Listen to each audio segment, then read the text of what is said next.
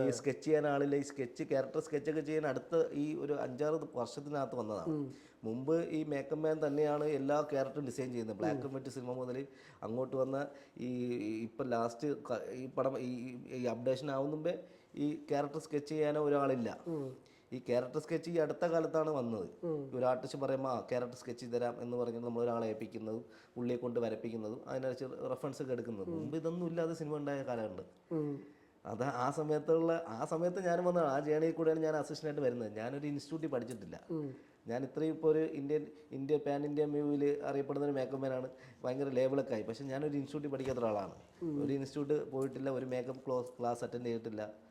എല്ലാം ഈ അസിസ്റ്റൻ്റായിട്ട് വന്ന എക്സ്പീരിയൻസ് മാത്രമേ ഉള്ളൂ. ആശാൻ ശരിക്കും എങ്ങനെ പ്രോസ്തറ്റിക് ഒക്കെ ചെയ്തോണ്ടിരുന്ന സിൽക്കടൊക്കെ കിട്ടാൻ അവരുടേതായ ടെക്നിക്കൽസ് ഉണ്ട്. അവരുടേതായ ഒരു കഴിവും അവരുടേതായ ഒരു എക്സ്പീരിയൻസ് ടെക്നിക്കൽ ഇപ്പോഴും ഉണ്ട്. മനസ്സിലായി. അപ്പോൾ അത് അന്ന് സിൽക്കോണില്ല സമയത്തും അതിന് ഒരു ഓപ്ഷൻ ഉണ്ടാവാം. അതിൻ്റെ ഒരു മെറ്റീരിയൽ ഇപ്പോൾ ഓരോ കാലഘട്ടം കഴിയുമ്പോഴും അതിനനുസരിച്ച് അപ്ഡേഷൻ വരുമല്ലോ. അപ്പോൾ അവർക്ക് അന്ന് ഇതിനേക്കാളും ബെറ്ററും ബ്ലഡ് ഉണ്ടാക്കുന്ന രീതിയും. എൻ്റെ അടുത്ത് മാർക്കോ റിലീസായപ്പോൾ എൻ്റെ അടുത്ത് ഇങ്ങനെ ആശ വിളിച്ച് പറയാം, നീ എൻ്റെ അടുത്ത് പറഞ്ഞ് ഞാൻ ബ്ലഡ് ഉണ്ടായി തരില്ലേ. കാരണം നമുക്ക് എങ്ങനെ ബുദ്ധിമുട്ടിക്കാൻ പറ്റും. ഇതിൽ അധികം ബ്ലഡ് എടുത്തിരിക്കുന്നതാണ്.